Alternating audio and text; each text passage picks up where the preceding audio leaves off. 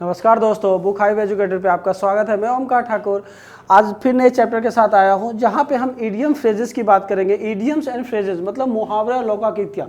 जब मुहावरे की बात होती है तो हम नहीं पता कर पाते हैं कि कौन सा वर्ड होगा और कैसे क्या होगा। तो हम देखिए आज इडियम फ्रेजेस की बात करेंगे। तो इडियम फ्रेजेस पे हम क्या क्या कौन कौन से वर्ड्स पे यूज़ करते हैं। तो पहला देखिए यहाँ पे सेंटेंस वाइज दिया गया। सेंटेंस वाइज जो है उसे हम पढ़ लेते हैं। For his alleged involvement in espionage he is under a cloud. जो आपके पास अंडरलाइन वर्ड है वो उसका सिनोनिम्स बताना है। दीजिए अंडर अ क्लाउड। अंडर का मतलब क्या होता है? नीचे। क्लाउड का मतलब क्या होता है? अंडर मतलब नीचे। क्लाउड का मतलब क्या होता है बेटे? बादल। तो जब बादल के नीचे होते हैं तो हमें किस चीज की शंका होती है? हमें शंका होती है कहीं बारिश ना हो जाए। तो यहाँ पे अंडर अ क्लाउड का ऑप्शन जो दिया गया है, experience cloudy weather, enjoying favourable luck, under suspicion और अंडर ऑब्जेक्शन। तो हम अंडर अ क्लाउड के थे, तो अंडर मतलब नीचे, क्लाउड मतलब क्या होता है? बादल। बादल के नीचे हमें संदेह होता है कहीं बारिश ना हो जाए। तो यहाँ पे संदेह वाला वर्ड कौन सा है? सस्पिशन है। तो यहाँ पे क्या है? Third option. देखिए यहाँ पे थर्ड ऑप्शन जो होगा वो under suspicion is the correct option. ठीक है, यहाँ पे सबसे सही होगा ये। तो अंडर अ क्लाउड का जो इडियम्स है वो क्या है? अंडर सस्पिशन है। राइट। चलिए अगले क्वेश्चन की ओर मूव करते हैं। अगला क्वेश्चन क्या है हमारे पास? अगला क्वेश्चन दिया हुआ है, we have appealed to him again and again, there is no use flogging a dead horse now. अब देखिए यहाँ पे वी हैव अपील्ड, हमने अपील किया है टू हिम, उससे अगेन एंड अगेन, बार बार। देयर इज नो यूज मतलब कोई यूज नहीं है। Flogging a dead horse now.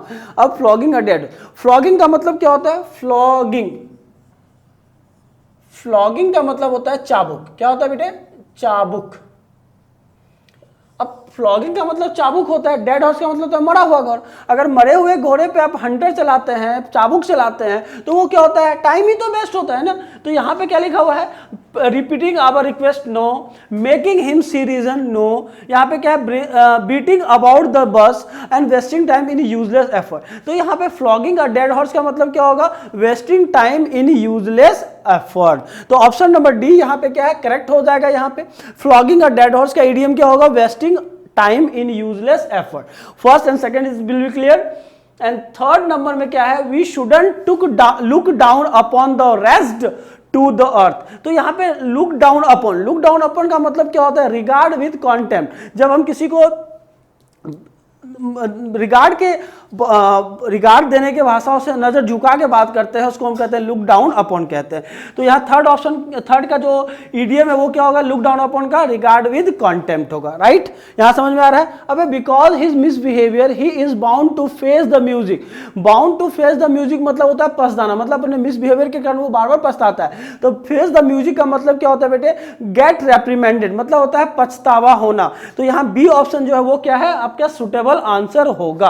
अगले क्वेश्चन की ओर मूव करते हैं। अगला क्या है? The working of the factory was disturbed on account of a token strike for. मतलब क्या है? जो वर्किंग है फैक्ट्री में काम करने वाले लोग वो डिस्टर्ब हो रहे हैं account of token strike by the workers के एक छोटे से टोकन स्ट्राइक पे। तो टोकन स्ट्राइक का मतलब क्या होता है? Short strike hold as a warning, मतलब छोटा सा स्ट्राइक कर दे जो कि वार्निंग देने के लिए, देखो भाई मैं तो ये वार्निंग दे रहा हूं, अगर तुम नहीं सुधरे तो मैं उससे ज्यादा बड़ा स्ट्राइक कर सकता हूं। तो यहाँ पे टोकन स्ट्राइक की बात हो रही है। टोकन स्ट्राइक से हमें क्या लेना है? एक short strike hold as a warning. C option is the most appropriate answer of this idiom. Right. चलिए अगले क्वेश्चन कहते हैं, by opposing his proposal fell foul of. मतलब अपोजिंग कर देना है उसके प्रपोजल को तो वो फेल फॉल ऑफ होगा, मतलब उससे हम एग्री नहीं हो रहे हैं। तो इसका क्या होगा? फेल फॉल ऑफ का इडियम क्या होगा? Did not agree with. Did not agree with D option में क्लियर दिख रहा है आपको। फेल फॉल ऑफ का मतलब क्या होता है? Did not agree with. Clear. आगे देखिए लिखा हुआ है, by those works by fits and starts seldom show good result. Seldom का मतलब होगा कभी कभार, मतलब ना के बराबर वो रिजल्ट देता है। तो बाय फिट्स एंड स्टार्ट का मतलब क्या होता है? बाय फिट्स मतलब बन ठन के तो हम बाबू बन गए लेकिन काम हमारा कुछ नहीं हो रहा है। तो by and fits and start का मतलब होता है इरेगुलरली। क्या होता है दोस्तों? बाय फिट्स एंड स्टार्ट का मतलब होता है इरेगुलरली, मतलब क्या होता है? अनियमित, जिसको कहते हैं हम अनियमितता से चलने वाले लोगों को हम बाय फिट्स एंड स्टार्ट्स कहते हैं। बाय फिट्स एंड स्टार्ट का इडियम क्या हो जाएगा? irregularly. The new manager thought that he would give employees enough rope for the first 6 months, after which he would check the work done himself. तो enough रोप का मतलब क्या होता है, खुली छूट। मतलब अगर आप कोई भी रोप मतलब रस्सी को अगर थोड़ा ढील दे दे तो वो क्या हो जाएगा, थोड़ा सा हल्का ढीला हो जाता है, छूट देते तो ढीला हो जाता है तो किसी को फ्रीडम मिल जाती है। तो इनफ रोप का मतलब क्या होता है, इनफ फ्रीडम फॉर एक्शन, किसी भी एक्शन के लिए आपको खुली छूट देना। ठीक है, क्वेश्चन 8 भी समझ में आ गया। क्वेश्चन 9 क्या, he was at sea when we began his new job. जब आप पहले जॉब स्टार्ट करते हैं तो आप क्या होते हैं, थोड़े कंफ्यूजन में होते हैं, थोड़े पजल में होते हैं। तो एट सी का मतलब क्या होता है, कंफ्यूजन, पजल। ठीक है, तो यहाँ पे एट सी को हम क्या यूज करेंगे, पजल से टिक करेंगे, क्योंकि एट सी का जो इडियम होगा वो क्या होगा, पजल्ड होगा। The lower statement by the boss left the conscientious workers discuss. तो लोअर स्टेट का मतलब क्या होता है, जनरलाइज स्टेटमेंट, जो मतलब सभी के लिए उपयुक्त हो ऐसा स्टेटमेंट दिया जाता है, उसको हम क्या कहते हैं, लोअर स्टेटमेंट कहते हैं। राइट, अगला क्या है, money given to a schoolboy only burns a hole in his pocket. मतलब मनी गिवन, जब आप स्कूल में पैसे दे देते हैं तो वो आपका क्या होता है, जल्दी से खर्च हो जाता है। तो only burns a hole in his pocket का मतलब क्या होता है, get spend quickly. Only burns a hole in his pocket एक इडियम्स है, इसका जो मीनिंग होगा वो क्या होगा, गेट स्पेंड्स क्विकली, मतलब जल्दी से किसी चीज पैसे का खर्च हो जाना। अगला क्वेश्चन बेटे, if you don't cut down your profit margin you will price your self out of the market. मतलब अगर आप अपने प्रॉफिट मार्जिन को कट डाउन नहीं करते हैं तो ये प्राइस क्या होगा, आउट ऑफ द मार्केट हो जाएगा, मतलब बहुत ही ज्यादा एक्सपेंसिव हो जाएगा। तो यहाँ पे price your self out of the market का मतलब क्या होता है, become too expensive for customer. जो कस्टमर के लिए बहुत ज्यादा एक्सपेंसिव हो जाता है उसको क्या कहते हैं हम, price your self out of the market कहते हैं। ठीक है, क्वेश्चन नंबर 15 की बात कर लें। Question 13, the children had to shift for themself after the parent died. मतलब किसी बच्चे के अगर माता पिता डेथ कर जाते हैं, मर जाते हैं, तो वो क्या होता है, शिफ्ट फॉर देम, उसकी जितनी उनके माता पिता की जो रिस्पॉन्सिबिलिटी होती है उस बच्चे के कंधों पे आ जाती है। तो इसको हम क्या कह सकते हैं, इसको कहते हैं look after them self without help. मतलब क्या है कि जब आप रिस्पॉन्सिबिलिटी बढ़ती है, जब रिस्पॉन्सिबिलिटी बढ़ती है तो वो क्या होता है, खुद ही देखता है लोग अपने आप को। तो यहाँ पे क्या लिखेंगे, look after themself without help, बिना किसी हेल्प के जो अपने आप की देखभाल करता है उसको कहते हैं सिट फॉर देमसेल्फ। अब retrenchment is the order of the day as a recession overtakes Indian industry. तो the order of the day का मतलब क्या होता है दोस्तों, ऑर्डर डे का मतलब होता है कॉमन प्रैक्टिस, जो सामान्य रूप से कोई प्रैक्टिस हम करते हैं उसको क्या कहते हैं, the order of the day कहते हैं। ठीक है, क्वेश्चन नंबर नेक्स्ट देखते हैं क्या है, the troops paid a back handed compliment to the officer. मतलब ऑफिसर है ट्रूप मतलब सैनिक, ऑफिसर उसके बड़े पोस्ट पे होते हैं। जो paid a back handed compliment का क्या होता है कि जो मुंह पे कुछ और बोला जाता है और पीठ पीछे कुछ और बोला जाता है। मतलब क्या है, made an ambiguous statement of praise, जो कि मुंह पे कुछ और बोलते हैं और पीठ पीछे कुछ और प्रेज करते हैं, उसको कहते हैं paid a back handed compliment. तो C option is the most important most effective option of this question. तो paid a back handed compliment का होता है made an ambiguous statement of praise. Right, अगला है as the bomb exploded people ran helter skeletal.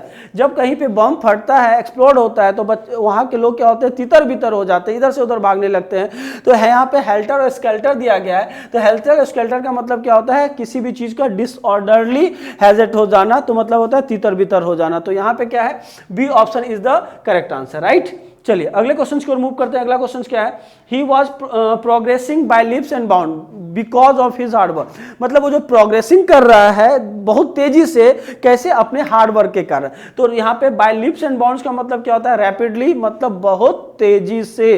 तो यहाँ पे rapidly कौन सा ऑप्शन में, ए ऑप्शन में बाय लीप्स एंड बाउंड का जो ऑप्शन होगा वो क्या होगा, option A rapidly. Our founder had done a herculean task. Herculean आपने 11th क्लास के एक नॉवल में पढ़ा होगा। हरकुलियन का मतलब होता है साहसी व्यक्ति, जो बहुत मेहनती व्यक्ति होता है। Herculean task by constructing is great educational institute. तो हरकुलियन टास्क का मतलब क्या होता है, वर्क फॉर नो वर्थ। मतलब वर्क तो नो वर्थ के लिए नहीं होगा, मतलब एक होता है हरकुलियन मतलब होता है ग्रेट एफर्ट वाला आदमी।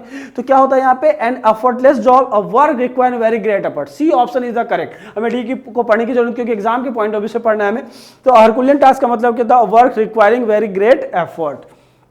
क्वेश्चन 19 को देखें, my close friend got the sake from his job. Got the sake का मतलब होता है डिसमिस हो जाना, किसी चीज से हट जाना, तो गॉट सेक का मतलब होता है dismiss from. D option is the correct है।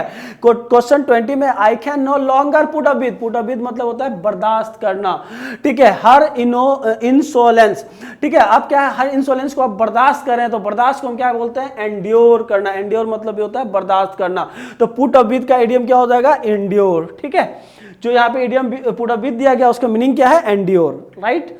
चलिए अगला देखते हैं हम। The failure of crops in successive years put the farmer in a tight corner. Tight corner का मतलब जब आपका किसी भी किसान, हमारे देश की जो है वो फार्मर का देश कहलाता है, किसानों का देश कहलाता है। अगर उसकी कोई भी फसल जो है वो खराब हो जाती है तो वो कैसे सिचुएशन में आ जाता है, डिफिकल्ट सिचुएशन में आ जाता है। तो उसकी स्थिति कैसी हो जाती है ना, टाइट कॉर्नर हो जाती है। और टाइट कॉर्नर को हम क्या कहते हैं, टाइट कॉर्नर का जो इडियम है इसका मीनिंग क्या होता है, इन अ डिफिकल्ट सिचुएशन, कठिन परिस्थिति का सामना करना, राइट। तो यहाँ पे क्वेश्चन नंबर 21 में इन अ टाइट कॉर्नर का ऑप्शन सी सही है यहाँ पे।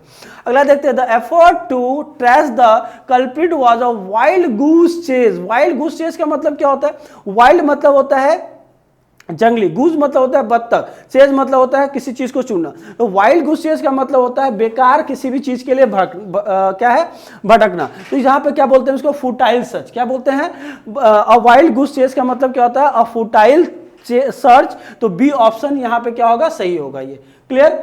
अगला देखते हैं हम क्या है। The story does not hold water, मतलब क्या है, जो ये स्टोरी आपने सुनाया वो मेरी सारी रिक्वायरमेंट को पूरा नहीं कर रही है, मुझे ये पच नहीं रहा है। तो इसका जो मीनिंग होगा यहाँ पे, does not hold water idiom का मीनिंग क्या होगा, does not fulfil the requirements. B option is a correct. अब लिखा हुआ है 24 में, Raj couldn't pay the bill so he asked the owner to put it on the cuff. On the cuff का मतलब क्या होता है, on credit. On the cuff का मतलब क्या होता है दोस्तों, ऑन क्रेडिट। क्या है, बिल पे करना है तो क्रेडिट होगा तभी हम बिल पे करेंगे। तो ऑन द कफ इडियम का जो मीनिंग होगा वो क्या होगा, on credit. A option is a correct है, राइट। अगला क्वेश्चन को रिमूव करते हैं। 25 his statement out and out. Out and out a lie, मतलब जो उसने बोला वो पूरा का पूरा टोटली वो क्या है, लाई है, मतलब पूरा का पूरा गलत है, झूठ है। तो यहाँ पे आउट एंड आउट का मीनिंग क्या होगा, टोटली। देखिए आउट एंड आउट का मीनिंग क्या होगा, टोटली। क्लियर है। अगला देखिए, व्हाइट एलिफेंट। व्हाइट एलिफेंट का मतलब क्या बताया था दोस्तों मैंने, यूजलेस पोजेशन। जहां पे यूजलेस पोजेशन की बात होती है उसको हम क्या कहते हैं, व्हाइट एलिफेंट कहते हैं। अगला क्वेश्चन को रिमूव करते हैं। अगले क्वेश्चन में क्या है, if you are fair and square in your work you will be definitely prosper. अगर आप अपने काम के प्रति ईमानदारी बरतेंगे तो आप डेफिनेटली प्रॉस्पर करेंगे, आप बढ़ेंगे। तो फेयर एंड स्क्वायर का मतलब क्या होता है, ऑनेस्ट। फेयर स्क्वायर का मतलब क्या होता है दोस्तों, ऑनेस्ट होता है। यहाँ पे बी ऑप्शन क्लियर कर देंगे। क्वेश्चन नंबर 28 में, there is no love lost between any two neighbouring countries in the world. संसार के दो नेबरिंग कंट्री के बीच क्या है, कोई अच्छा टर्म नहीं है। तो नो लव लॉस्ट बिटवीन का जो ईडियम मीनिंग होगा वो क्या होगा, नॉट ऑन गुड टर्म्स। मतलब बी ऑप्शन यहां पे क्लियर करना है आपको, B option, no love lost between. मेरे साथ जितना बोलता हूं कोशिश करना आप उतना बार बोलने की, तो कम से कम याद रहेगा, no not on good terms. अगले क्वेश्चन की ओर बढ़ते हैं। अगला क्वेश्चन क्या लिखा हुआ है, the heavy downpour played havoc in the coastal area. Played havoc का मतलब होता है बहुत ज्यादा तबाही मचाना।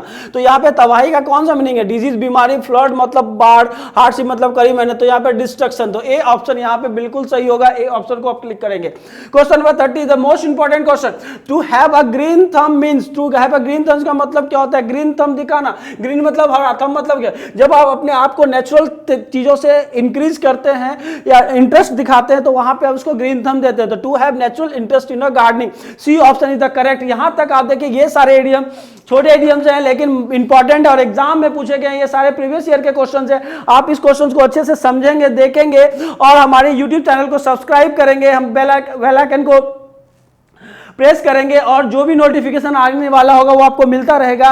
और ज्यादा से ज्यादा लाइक, शेयर और कमेंट करेंगे। इसी आशा से मैं दोस्तों आज का इस सेशन समाप्त करता हूं। मिलते हैं अगले सेशन में। नमस्कार दोस्तों।